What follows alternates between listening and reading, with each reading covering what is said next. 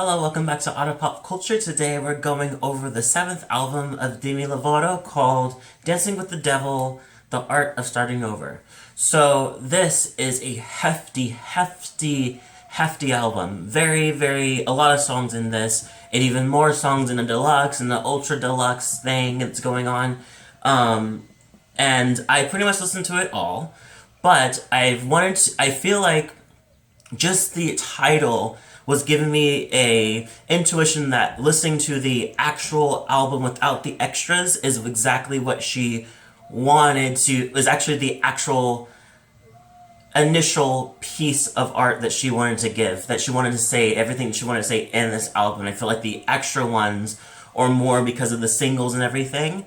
So with that said, I am completely blown away by this album. I am so proud of her for releasing this album, and I feel like as a big Demi fan actually, I had this whole thing where I've loved Demi, and I always loved Demi for the longest time, and I always had always been people that tell me like, oh, she's horrible, or she's ugly, or she's not anything that's that special. Oh, sure, she got the voice. It was like, but that voice should honestly be big enough to where you respect her and respect the art that she is. And I think that this, if anything, if any album was to show you how much power and how much just amazing she is as a person and as an artist, this album is it. Completely it. It's insane. Like, from going from Dancing with the Devil, which is, side note,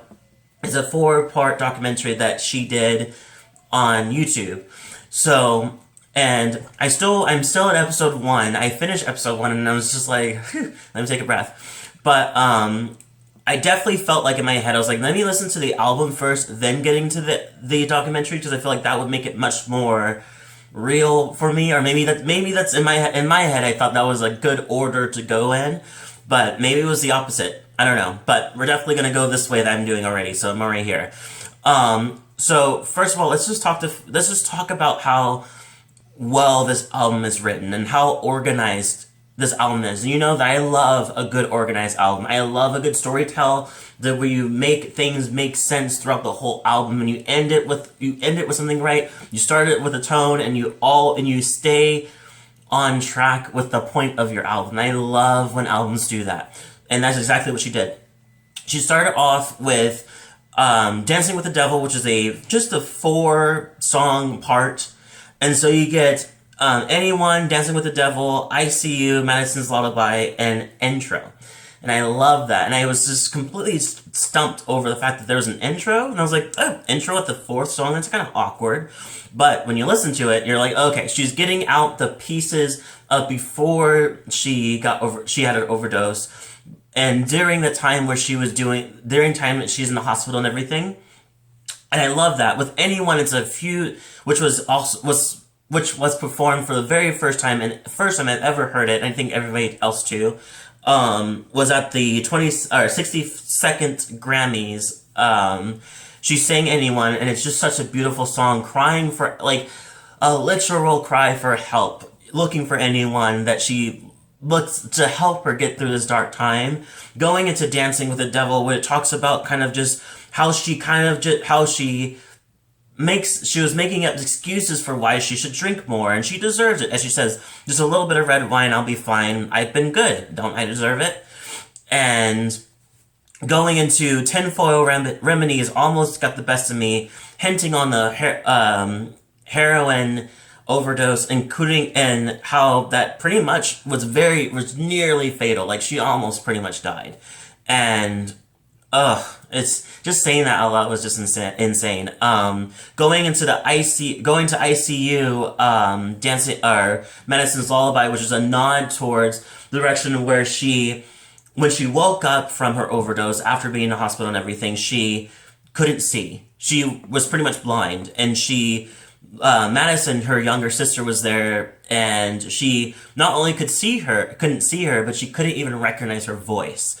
And that's something that she definitely points out, but she also ends it with a nice little, not ends it, but she also adds in the middle of it saying, like, just because, like, I know where my, like, where it went wrong. And I promise you, Madison, because I'm sure Madison, as, like, the younger sister, seeing her older sister, like, almost dying was a very traumatic part of, moment for her. So I'm sure, so I love the fact that she's, like, says, like, I will be here. Like, she says, I promise I'll be there. Don't worry, because I was blind, but now I see clearly. I see you. Pretty much making her be, pretty much saying that you are an inspiration. One of the biggest inspirations that that made me realize, like, I need to get my shit together. I need to get better.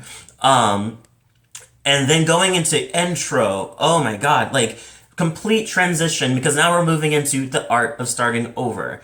And I feel like that intro is a perfect way of just beginning into it. As she says, let me take you on a journey, one that sheds the skin of my past and embodies the person I am today. This is the art of starting over.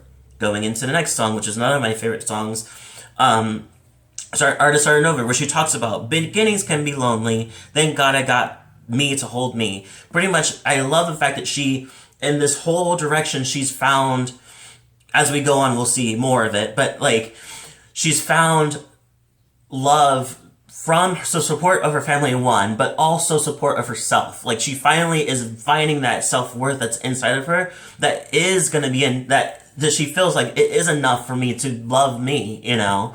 And I think that's so powerful, and it's very easy said than done, but I give it to her completely.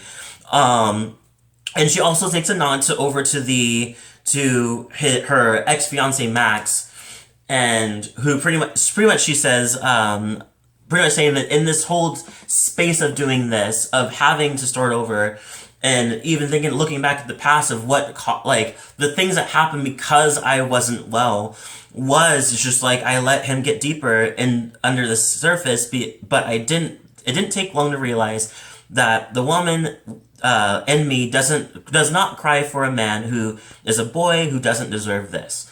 Pretty much realizing her self-worth and realizing that, thankfully, it only lasted a summer, so she got to see every part of who he is and see, like, this is not what I deserve, and he doesn't deserve to have this kind of thing. Going into Lonely People, also a little nod to that too. She does get her own jazz, but I think she's so amazing that she did that. And it's like, good, you deserve to have this. Due to the fact that he made a complete spectacle of their relationship and their breakup, it's only right that she gets her own jabs in it too. So going into Lonely People, I really love it. It's pretty much talking about her idea that she gets lonely sometimes, so she does uses love to keep her temporarily, like, company. But at the same time, as she does say that, she does remind herself that she also has herself for company too. She doesn't need other people to satisfy her loneliness or to make her feel less alone. Like, she has herself as well that she can lean into. And I think that's something that she talks about a lot, that she'll talk about more as we get into it, and I'll kind of repeat it over to you. So yeah, and one thing that she says at the very, very end, which is a little, like, the song sounds a little skeptical, like, not skeptical, a little cynical in a way, but I think it's a way to kind of push you out of the idea that lonely means you're not with another person, you know? I think she says, it's really scary. Truth is we'll all die alone, so you better love yourself before you go.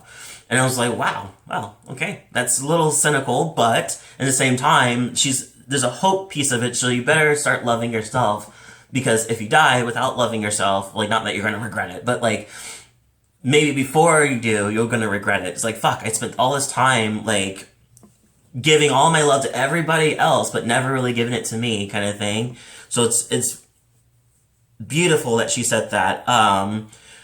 Going to another, I'm just gonna go to the songs I really, really like and then give shout outs. So far, these are all the songs that I already started next to, put a star next to. Melon Cake is another one I really, really like, which gave me deeper into what's going on, because I felt like I saw that picture, but I didn't understand what the whole storyline, because I felt like there was still more that was missing. So pretty much in this direction, it's talking about in general, the idea of her breaking free from the restrictions and the control that her old management team had on her because of her eating disorder and her drug problems. So in this direction, she pretty much just says, she's like, no more melon cakes on birthdays. Because what happened was the old management team sent her for her birthday slices of watermelon with fat-free whipped cream, pretty much. It's just like, oh, okay. Like, which is, I mean, doesn't sound too bad to eat, but at the same time, it's fat-free, so you want your whipped cream, you know? Especially for your birthday, you should have you should have what you want, no matter what, if you're on a diet or whatever, you have what you want. And I think that's the whole premise of having a birthday. And I feel like it's so, stupid that they decided to do that. It's so, it's disgusting. And she add more things to it, saying, like, people out here getting fired for chocolate in the back seat. Pretty much having chocolate in the back seat and somebody got fired for it. I don't really know if it was her having the chocolate and somebody around her, or somebody giving her chocolate, or literally just a person in the back seat eating chocolate in her vicinity, and they're like, you're fired because she's not supposed to have chocolate. She's supposed to be real skinny. So yeah, I love the fact that she's like, done. No, I want what I want, and I will get it, you know? None of this type of diets and this stupid shit that keeps this whole idea of a pop star, which is, don't even get me started on things. Like, we even got this from Lady Gaga talking about it too. Like, it's insane. Another one I wanted to talk about, I will get to Ariana Grande thing, but we're not there yet because there's still much more to talk about. The Kind of Lover I Am is the one I really, really love. It's pretty much talking about her talking to her future lover, saying, this is who I am as a lover. Like, take it or leave it, this is who I am. I want you to know ahead of time so you know who I am. Pretty much saying that, and first of all, I love the production, and I love the fact that she talked about monogamy. She says, I may not believe in monogamy. The moment I feel I fall, that's it for me. Pretty much saying, like, I don't believe in monogamy, but I do believe in falling in love with a person, and I know that once I do, that person's it. Just because I'm having sex with other people does not mean that person means less. You know, and I think that's the thing that people think in monogamy, that why people lean into monogamy, because they think like, oh, possessed to love, because then you keep it for yourself. But I don't think I also don't believe that that's how humans were supposed to be made. I think it's just how religion has put us in, and the way of the law has put us in to make us think that that's how we're supposed to be. Now, there's nothing wrong with it. If you want to do that, by all means, I am just pointing out my opinion, and she's also doing hers. Love this song. And she points out, doesn't matter if you're a woman or a man, or you could be anything in between. Like, pretty much saying that she's not restricting herself to just man or a woman, or just the binary figure. She's open to all of it, and I think it's more the fact that she believes that love is love. She believes and she loves, if I love you, if you have certain things that I connect to and we have that chemistry, it doesn't matter who you are or what you are, it doesn't matter. We're gonna be, if it connects, we connect, you know? Easy featuring Noah Cyrus.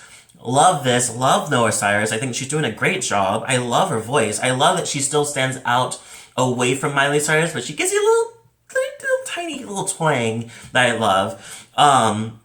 This one talks about the difficulties of a breakup, and also maintaining the idea that you're unbothered by it too. And so, and I love these kind of things. I love this back and forth vulnerability mixed with, like, I won't show it to you, but it seems like it's not the fact that she's pettily doing this to, like, I'm better than you kind of thing, but it's more the fact that she's hiding the hurt that she does feel for this person even afterwards. But on top of that, the idea that she's hiding that she'll be okay, not just for her, but for that other person as well. Like, saying, like, I know that you don't feel, like, I want to show that you're okay, that you know that I'm okay, kind of thing. But I think it's very difficult, as she says. She's like, the hardest part of leaving is to make it look so easy.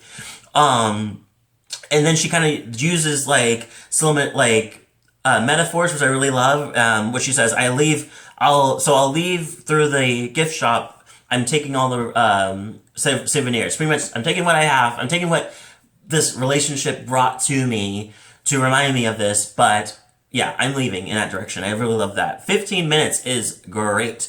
It's when we finally go into the full-on jabs about Max. He's her ex-fiance.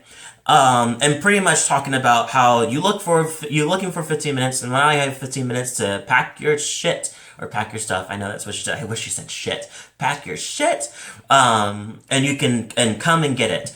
Pretty much saying, pretty much calling him out. It's like this whole relationship wasn't even real. You just wanted your 15 minutes. You wanted to be in the light of me as a pop star, and it didn't work, So you can go on and cry at Malibu while you're looking for your 15 minutes. And that's pretty much what happened. Side note, after the breakup, Max went around and started posting pictures and poetries and playing her old songs that all had to do with breakups and posting it, and then had the hire paparazzi to follow him to the beach and cry and posted that. And it's just you're complete full of trash. You're complete trash.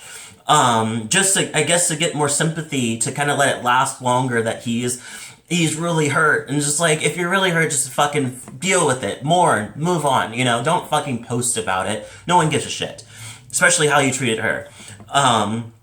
Going into California Sober, which is something that I am, this is pretty much referring to the idea that people refrain from drinking alcohol more, or drinking alcohol, but more into drinking alcohol and most hardcore drugs, and more leaning into just marijuana and drinking very, very certain occasions.